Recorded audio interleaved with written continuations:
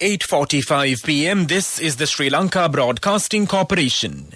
The news edited by Romesh Peris and read by Mario Vijayawardena. The headlines. Sri Lanka to receive 1.45 million doses of the AstraZeneca COVID-19 vaccines tomorrow and 1.6 million doses of the Sinopharm on Tuesday. The coronavirus recovery tally on the rise. The government agencies given instructions to limit spending. The Secretary to the Ministry of Education says an acceptable solution will be provided to teachers and principals on salary anomalies. A new mechanism introduced with regard to the recruitment of domestic aids. A special operation will be launched tomorrow in the city of Colombo and the Western Province against quarantine violators. In international news, Typhoon In-fa makes landfall in China after record flooding. In sports cricket, debutant Shaw falls first ball to Chamira in the first ODI at the Kettarama Stadium. The Deputy Director General of Health Services, Dr. Hemantha Herath, has said that 1.45 million doses of the Oxford AstraZeneca COVID-19 vaccine are expected to be received in Sri Lanka by tomorrow. According to health authorities, 539,357 persons vaccinated with the AstraZeneca COVID-19 vaccine as the first dose are expecting to receive the second dose of the AstraZeneca, and the majority of them are residents of the Colombo district. Earlier this month, the Embassy of Japan said the government of Japan, on a request made by Sri Lanka, will provide approximately 1.45 million doses of the AstraZeneca vaccine manufactured in Japan to Sri Lanka through the COVAX facility. Meanwhile, the Chinese embassy said 1.6 million doses of the Sinopharm vaccine donated by China are scheduled to arrive at the Bandaranaike International Airport on Tuesday via 2 chartered flights of Sri Lankan Airlines. Furthermore, the highest number of vaccines administered in Sri Lanka against the COVID-19 virus was reported yesterday. Accordingly, a total of 412,111 vaccines were administered. The Ministry of Health says that another 937 patients who were being treated for COVID-19 have been discharged after completing their recovery. This increased the country's coronavirus recoveries to 267,602. Sri Lanka has thus far confirmed a total of 294,850 positive cases of COVID-19, while 23,194 patients infected with the virus are currently under medical care. The death toll due to the virus currently stands at 4,099.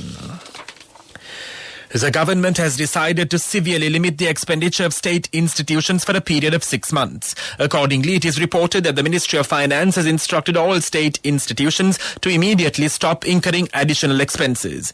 Meanwhile, the Ministry of Finance has instructed state institutions to halt recruiting new employees.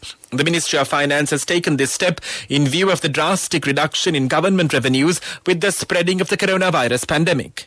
Meanwhile, Finance Minister Basil Rajapaksa has summoned all the provincial governors and district secretaries to the temple trees earlier in the week and instructed them to limit spending. This news broadcast comes to you from the Sri Lanka Broadcasting Corporation. The State Minister of Women and Child Development, Preschools and Primary Education, School Infrastructure and Education Services, Piyal Nishantha De Silva, has introduced a new mechanism that must be followed with regard to the recruitment of individuals for domestic work. As per the new mechanism, those who wish to engage in domestic work must register with the respective divisional secretariats under the supervision of the respective Grama Niradaris, Women Development Officers and Child Rights Promotion Officers. The State Minister was hopeful that through this registration process, a clear procedure could be implemented in the future to ensure that children are not forced into domestic work. In the last 24 hours, 149 persons have been arrested for violating quarantine laws. The police media spokesperson, Senior DIG Ajit Rohan, stated that the total number of persons arrested for violating quarantine laws has exceeded 52,000. The operations to arrest those who violate quarantine regulations are still ongoing. The police media spokesperson further stated that legal action was taken against nearly 46,000, while legal action is yet to be taken against another 6,000. He added that inter-provincial restrictions are still in effect.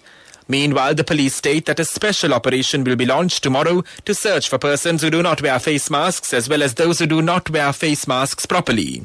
This operation is being carried out especially in the city of Colombo and the Western Province. The Cabinet of Ministers has approved the decision to deliver vehicle registration certificates, vehicle number plates and a sticker to the client's home under the express courier service. Under the existing system, one has to come to the department spending a considerable amount of time and expense to obtain relevant documents and the vehicle number plate. The new proposal, in collaboration with the Postal Department, proposes to deliver them to the client's home under the express courier service implemented by the Postal Department. The Sri Lankan High Commission in New Delhi says Indian nationals who possess valid Sri Lankan visas, both resident and otherwise, are permitted to land in Sri Lanka subject to approval from the Health and Foreign Ministries as well as the Civil Aviation Authority of Sri Lanka. Such Indian nationals are requested to write to the Health Ministry of Sri Lanka at dghs@health.gov.lk with a copy to quarantinelk@gmail.com.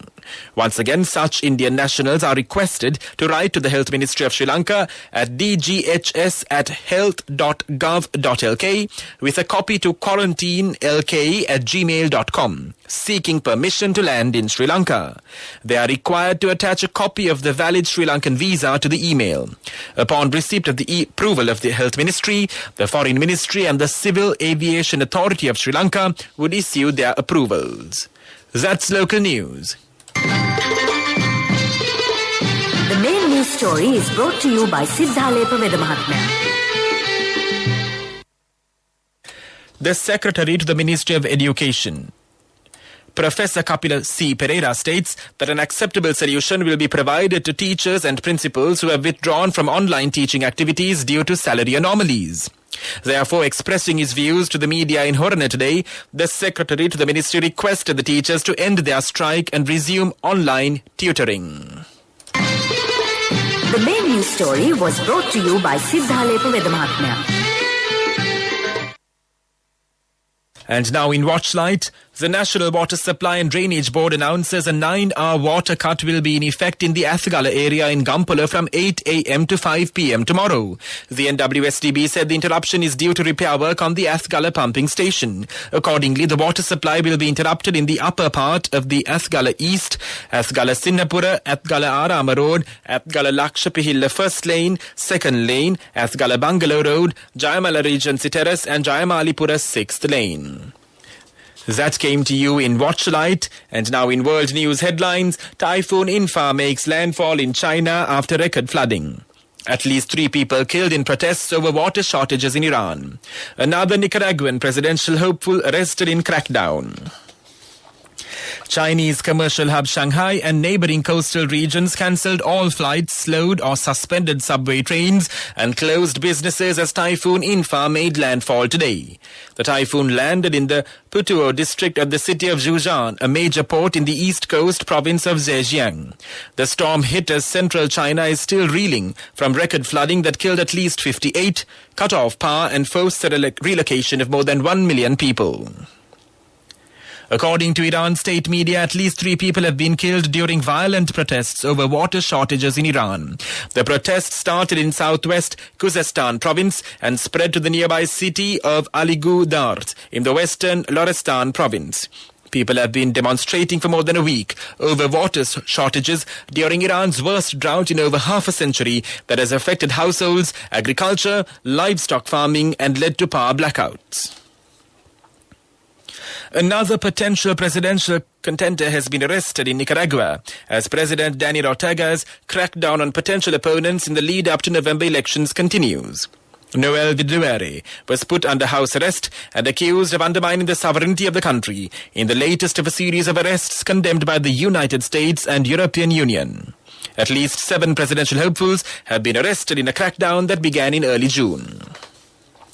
And now the main points of the world news segment once again. Typhoon Infa makes landfall in China after record flooding. At least 3 people killed in protests over water shortages in Iran. Another Nicaraguan presidential hopeful arrested in crackdown.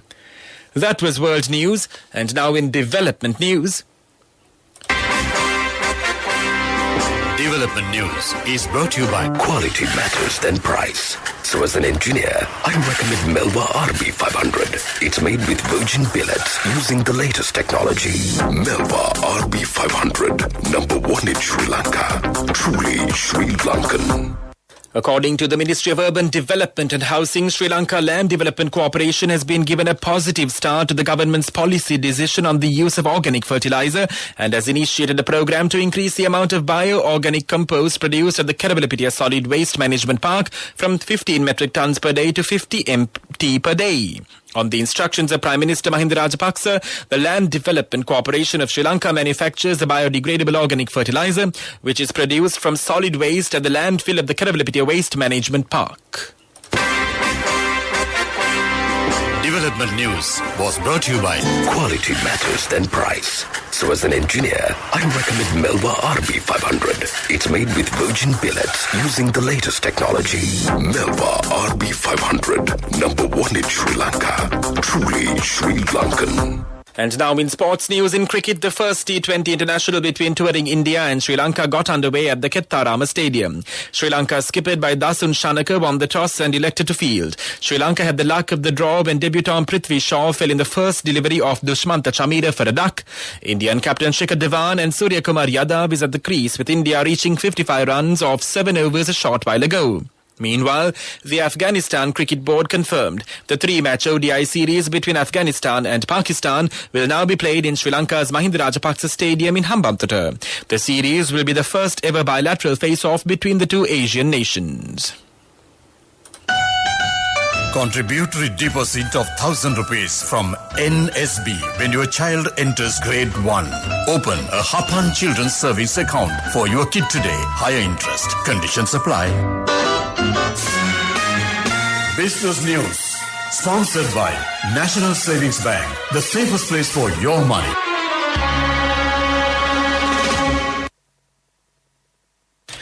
The Commercial Bank of Ceylon has come forward to provide a stimulus for academic research in Sri Lanka via a groundbreaking collaboration with the University of Moratuwa, the country's leading provider of technological higher education. Sri Lanka's largest private bank has announced it is partnering with the university to offer education loans with preferential interest rates and other benefits to postgraduate research students.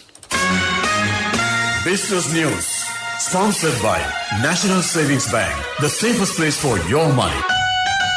Contributory deposit of 1,000 rupees from NSB when your child enters grade 1. Open a Hapan Children's Savings account for your kid today. Higher interest. Conditions apply.